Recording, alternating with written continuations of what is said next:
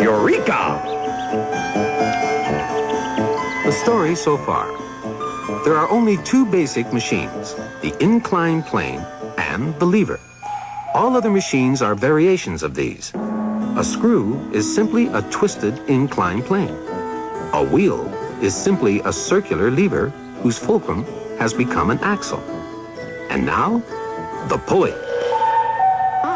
The pail of water that Jack and Jill had to fetch was not on top of the hill at all.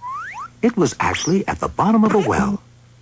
Unfortunately, it was too heavy for either of them to pull up. What they needed was a simple machine to give them a mechanical advantage. No, the inclined plane doesn't help. Nor does the lever. Nor the screw. What other sorts of machine are there? Ah, yes, the wheel. But what's Jill doing with it? She is arranging the wheel so that it will revolve on an axle stuck in that post. Very good. Jill's just rediscovered another sort of simple machine. A wheel that instead of being all of a piece with its axle, can revolve freely around an axle. Since this type of wheel is used mainly for pulling things, it's called a pulley. And Jill can hitch the rope around it and use it to pull. No, Jack can use it to try to pull the pail of water up. That's funny. He needs just as much force to try to pull the pail of water up this way as he did trying to pull it up the other way. I wonder if there's a better way of rigging the pulley. Amazing. How did Jill manage it? Both she and Jack only had one pulley to work with, and yet Jill was able to pull up the pail with half the force that Jack needed. Well, when a pulley is set up like this, it's called a single fixed pulley. All it does is change the direction of your pull, but it doesn't reduce the force you need.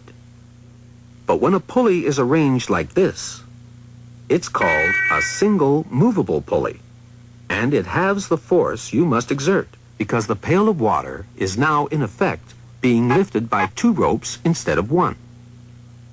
It's as if two people were lifting the pail, and it looks as if we're getting something for nothing again, doesn't it? But of course we're not. If we compare the distance that Jill raised the pail with the amount of rope she pulled, we see that it's the same old story. What she's gaining on the force, she's losing on the distance. The distance that she pulls the rope is twice the distance that she raises the pail. But the way Jill used the pulley is still twice as effective as the way Jack used it. There are lots of other ways of combining pulleys, and it's simple to figure out the mechanical advantage of each system. All you do is count the number of ropes supporting the weight. This single fixed pulley has one piece of rope supporting a weight of 600 newtons. Input force 600 newtons. Output force 600 newtons.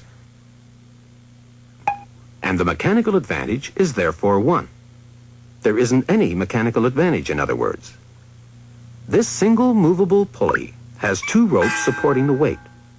Input force 300 newtons. Output force 600 newtons. Mechanical advantage 2. Here's a system with 3 supporting ropes. Input force 200 newtons. Output force 600 newtons. Mechanical advantage 3.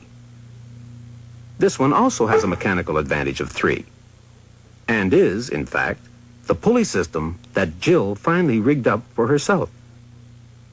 Although she had to pull the rope 3 meters for every meter that she raised the pail of water, she only needed 200 newtons of force to do it.